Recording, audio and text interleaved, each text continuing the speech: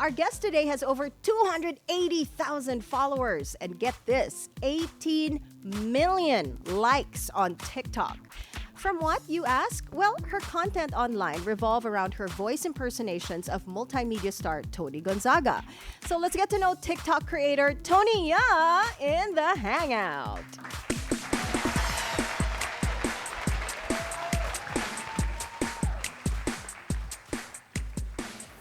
Hi there, Tony Ya!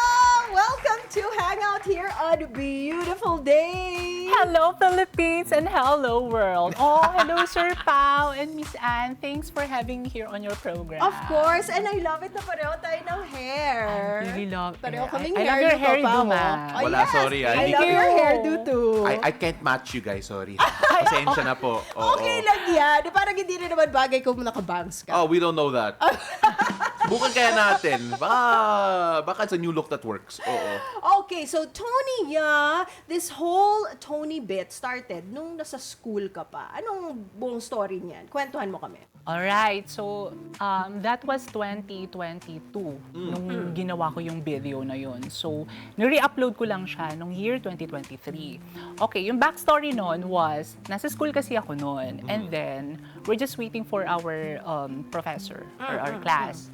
So, ang ginawa ko ng time na yun, okay, sabi ko, start kaya ako ng yung isa kong friend nandun. Oh. Kami lang dalawa, very early bird kami doon nung panahon na yun. Sabi ko, and then I told her, girl, hawakan mo yung cam. Oo. Okay, what do I do? Basta hawakan mo lang. Kinuha ko yung chair and then naglindol-lindol content ako doon. And then, nung nire-upload ko siya ng 2023, that was a time na nagkaroon pala ng earthquake dun sa Cebu and Davao. Wow, okay. Okay, So, yung sakto. timing. So, yes, and I was Oo. shocked na, oh really, totoo ba to? Talagang ganyan? So sabi nila, ginawa mo ba tong content na to because nagkaroon ng earthquake? Oo. Like parang ginawa ko daw siyang katatawanan. Okay. Like, Oh. nung 2022 ko pa siya ginawa. So, 4 million views yun. And then, nung nire-upload ko ng 2023, so, nag-14 million. And then, nag-share, nag-post Okay, na din ng okay, ibang okay. So, Parang na-predict mo? yes, parang, yeah. Oo, Oo. di ba? Wait, so yung unang content mo na nag-viral, may bashers ka na kagad? Ay, hindi nawawala yan. Oo. Yes po, meron po talaga. Meron. But, nung time po kasi na yun, medyo kinakapa ko pa yung TikTok world. Like, paano ba ang galawan dito? Paano kaya to? So, ganyan, ganito, ganyan. So, may mga lumalabas na mga bashers, mga haters. Hindi naman nawawala Hindi yan. nawawala. Sabi ko, parte na kayo ng pamilya ko. Welcome kayo sa pamilya ko. In-embrace mo na. Yes, Ano, opo, ganun po mga talaga. bashers. Pero curious ako, why Tony Gonzaga? Okay. Okay. First of all, I really love Miss Tony Gonzaga. Okay, So, okay. I've been a fan of Miss Tony Gonzaga since 2010.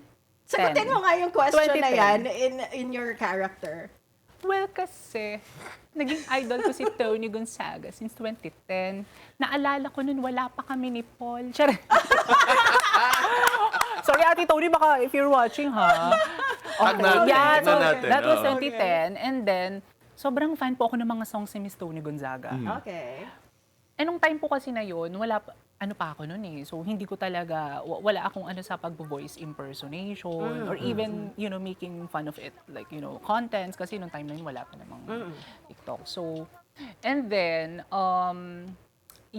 nung 2022, kasi resident host ako ng school namin, nung college. And then, yung mga audience na napapansin nila, medyo katimbre mo si Tony Gonzaga. Oo. 2022 yun. Kinilig ka naman So, medyo po. Kasi Maba yung hindi hair nila alam na Maba yung hair niya. wala silang idea na po talaga na Okay, fan sige. po ako ni Tony Gonzaga. Okay. And then sabi ko, no, napakalayo. Parang may may distinct voice si Miss Tony Gonzaga yeah, para gayahin ko siya. So, I cannot. Sabi ko gano'n. Tapos biglang yun, yung time na yun, sige na nga, subukan ko na. Try ko nga. And then, gumawa ako ng video. Like, ini-impersonate ko siya. Like, Okay. yung mga movie lines ni Miss Tony Yeah. Gonzaga. Yes, yes. Even her songs, ginawa ko din. Okay. And then, in-upload ko siya on TikTok and then, it went viral. So, nung time na yon nag-react ako na parang, ganito ba dito? Kasi, ba't ganun kabilis? So, nung nag-post ka, biglang daming likes. daming ang likes. biglang ang lalaki nag-follow ng sa'yo. views. Anong song yun? Anong Ano yung song ba? unang kinanta mo? Catch Me, I'm Falling For You po. Oo, ba yan? paano yun? Catch me, I'm falling for you, and I don't know what to do. Ayun, Oh ayun. my gosh. Po. And then pumalo siya ng million views hanggang sa nag-react na si Miss Alex Gonzaga. Oh, Wow, okay. okay. Yun, yung time na yun. Sabi ko, si Miss Alex? Gusto ko si Miss Tony. Pabebe pa eh, So, pabebe pa. nag-react si Alex. Anong sabi ni Alex? Sabi, ginagaya mo na naman ang ate yan ah. Sabi, ganun naririnig ko yung boses niya doon sa comments, ginagaya ko daw ang ate. And then, nung time, hindi So, sinabi mo, Catherine. Tapos doon ko sinabi na, Catherine, ano ba? Yan. Kasi every time na irritable kasi si Miss Tony dun sa kay Miss Alex. Laging gumagano, Catherine, ano ba? Kasi nanonood din ako ng vlog ni Miss Alex. Of course. That's why alam ko kung paano yung connection nila, yung interaction nila bilang mag-sister. Okay, okay. So parang, okay, ganito pala sila, ganyan. So may punto sila na talagang pang-taytay. Mga ganon. So nahawa na ako bilang Rizaleño din naman ako. Pero alam mo, nag-evolve ka na in terms of yung mga voice impersonations mo. So, si Catherine Bernardo, Lenny Robredo, Queen Yasmin, Mayor Joy. Dapat may sample Wait, per but- per character. Ang galing eh. Wait, paano yan nag-evolve? Paano yan nagsimula na, okay, I'm more than just si Tony G? Alam niyo, hindi ko na rin po kilala yung sarili ko eh.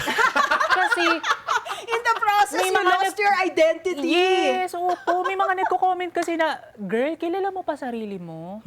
Mukhang may identity crisis ka na. Mukha Anong naman, identity mukha lang crisis? naman. Oo. Sabi ko ganyan kasi yung una, Miss Tony Gonzaga lang po talaga. Oo. Balikan ko lang po kung saan po nag-start yung Tonia. Is it okay to yes, share? oo, So, sa school kasi namin nung college, tinatawag na akong Mimiya. Yes. Kasi yung hair ko kasi noon was very short pa dito. And then, tinatawag lang, Mimiya, Mimiya. So, ginagaya ko si Mimiya. Mimiya. Mga ganun-ganun ako. Yeah. And then, kaya lang naman na-incorporate tong si Miss Tony Gonzaga, it's because dahil nga sa hosting jobs na ginagawa ko sa school. so Ay, naging kaboses Tony mo siya. yan. So, doon na nag-start. So, Okay. followers ko po ang nagpangalan po noon. Nung talaga? Tony Ng yan na Tony yun. yan. Anong Okay. original choice mo? Nalala mo pa ba? Tony Gonzaga talaga siya eh. Tony Gonzaga talaga ang So, dalawa lang po talaga sila. And then, pumasok na si Catherine Bernardo. Hindi ko alam bakit pumasok si Catherine Bernardo. May nag-comment lang po na isang follower ko na, try mo naman si Catherine Bernardo. So, sinubukan ko si Miss Catherine. And then, nag-viral po siya. Sabi ko, ano mga tama nila? Bakit? Ako ba pinaglalaroan lamang ba nila? O ano talaga? O Sige, natutuwa sila? paano si Catherine? Ayoko na sa'yo, TJ. Mga ganun-ganun siya lagi. Parang medyo manisal na parang ganun. And then, Mayor Joy naman ang dumating. Doon naman. Hello, Mayor Joy. I love you. Love ko si Mayor Joy.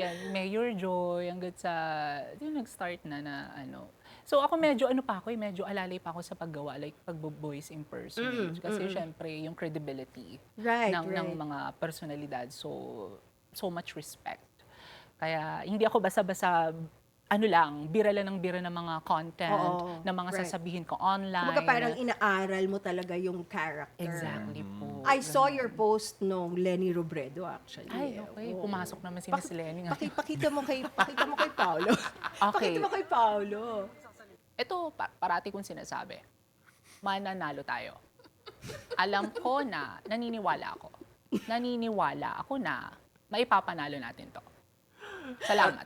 Alam mo, nag-venture ka na sa politics eh, yung mga impersonations mo. I mean, courageous yan ah. Yeah. Yes po. Yeah. Medyo may kaba factor na pag sa mga ganyan. So every time na magko-comment sila, please do Lenny Robredo content. So guys, please lang ha. Mayor Joy, ano ko ba ma-persona ng grata ako? Alam mo, Tony, may tanong ang karamihan eh. Bakit nga daw ba malabo yung resolution ng mga uploads mo? Sinasadya mo ba yun? And that's my title now, a CCTV queen. Hey, hello world! I'm a CCTV. And now, naka-HD na ako ngayon. Pag napanood nyo doon, sabihin nyo, naka-HD na ako. Di ba? Actually, oo. Okay, Ito so, yung starting point. Yung story po kasi nito is, yung phone ko po kasi is ano lang siya, like low quality lang na ano lang po talaga. Hindi okay. po kasi ako mahilig mag-own ng mga mamahalin na talagang high quality ganyan. Okay. So, nung time po kasi na yun, since biglaan lang naman din po yung paggawa ko ng content, minahal na nila na okay lang, sige kahit blurry yung ano mo, yung quality mo. Sabi nga po nila, hinira mo ba yung cellphone ni Mayor Vico?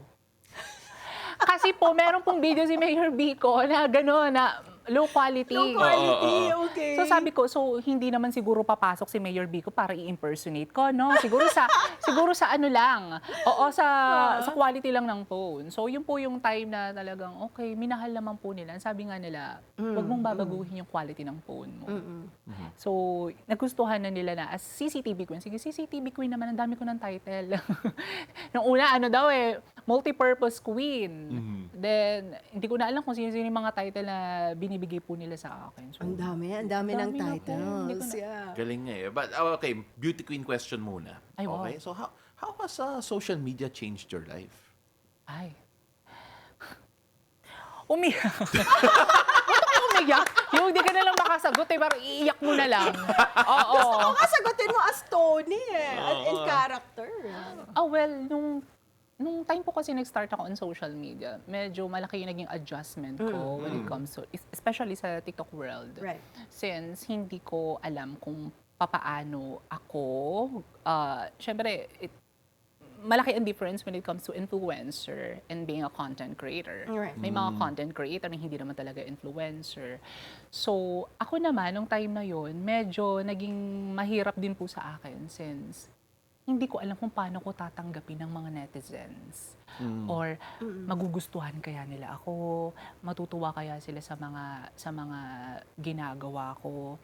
Since ako, sabi ko nga, gusto kong mag-artista. Matagal na po kasi akong gusto mag-artista. And sabi ko, itong social media, stepping stone ko na to. Stepping stone ko to. That's why ang daming nag-open ng doors. Yeah. Mga TV networks. Yeah. Especially yung mga brand deals. Yun po. So, sobrang I am so grateful po talaga. But then, mahirap din siya at the same time kasi hindi po talaga ganun ang natin, lalo na yung perception ng mga tao when it comes sa fake news. Oo, Yeah, yes. tama. And ganun. So, isa ka ba doon? Spammer ka ba? Or what? Or you're just, making a content for for entertainment, for fun, ganyan. Oo. So, lagi akong nagsistand doon sa belief ko na gusto ko lang magpasaya. Okay. Yeah. Actually, that leads me to yung next point ko because Anne, we saw a while ago na may nag-reach out na fan kay Tony. Meron, yeah. So, Oo. kanina nga minention mo, meron ka mga haters and bashers, hindi naman mawawala yun. Pero marami din ang nagmamahal sa'yo. Oh. At they really love your content. So, there was a fan who recently reached out to you, thanking you because your content helped them on their healing journey. So, is this the first time na nangyari ito sa'yo, na may nag-reach out, sinabi sa'yo na, alam mo, ang laki nang naitulong mo sa akin. How did you feel? Ay, madami na rin pong nag-message po sa akin about it. So, since 2023 din, yung iba meron silang anxiety. Right. May iba na may mga pinagdadaanan po sila when it comes to serious condition in terms of dun sa mental health, which is alam naman po natin that nung pandemic, ang grabe yung naging epekto po sa atin ito. So, I'm happy and sobrang na-appreciate ko na nakaka-receive ako ng mga ganitong messages.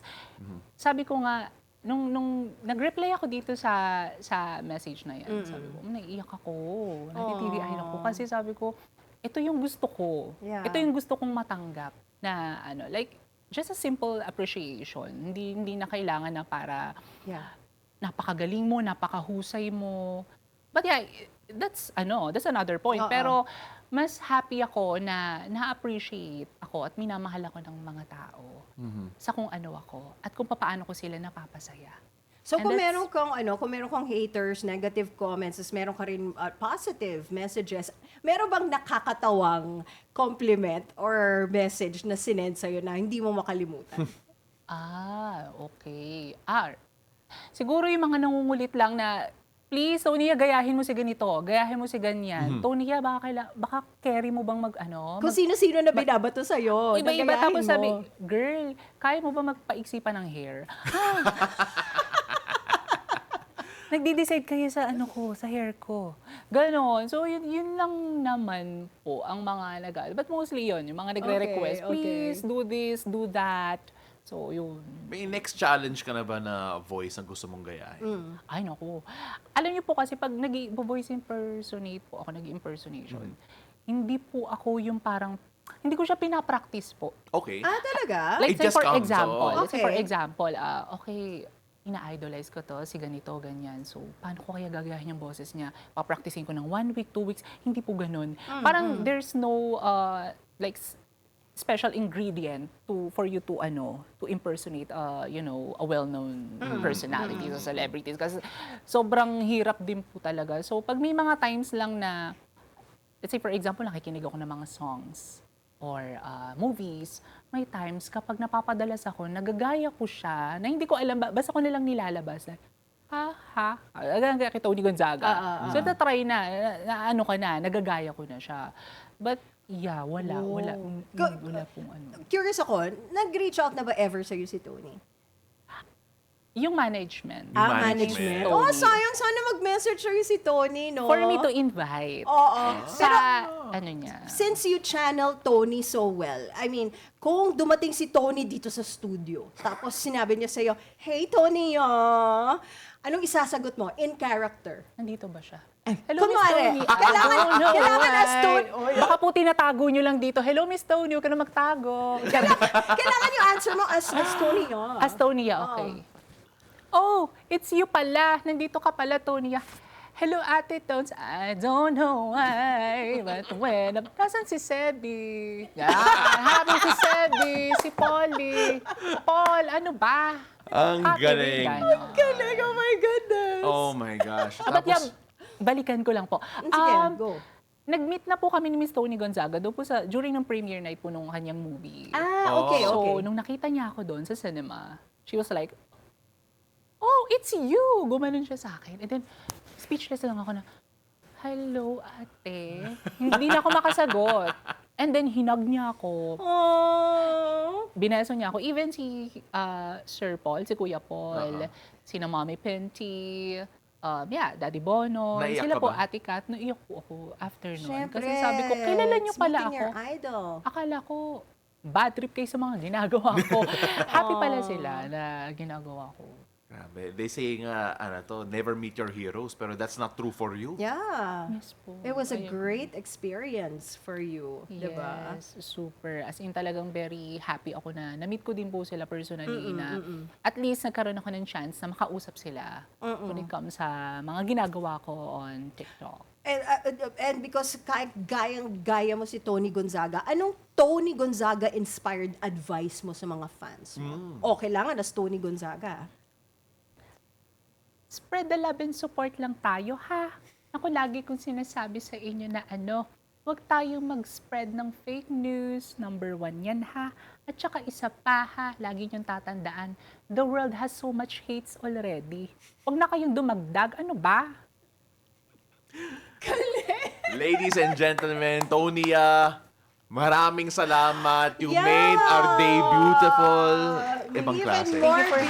beautiful. And if they are not yet following you on TikTok, kailangan i-follow ka na nila. Yes, hello mga katigre, mga ka-blur. Hindi ko na alam kung ano mga tawag sa inyo. Guys, follow niyo ako. ang dami na kasi. Hindi ko na maano. But yeah, yun guys. So please follow me on IG at I am Tonya and TikTok. Tonya, and then Facebook Tonya, guys, please. Ako, support lang, mga momshi ko. Love ya. Galing. For the first time Thank you ever so- in HD, I know. Tonya.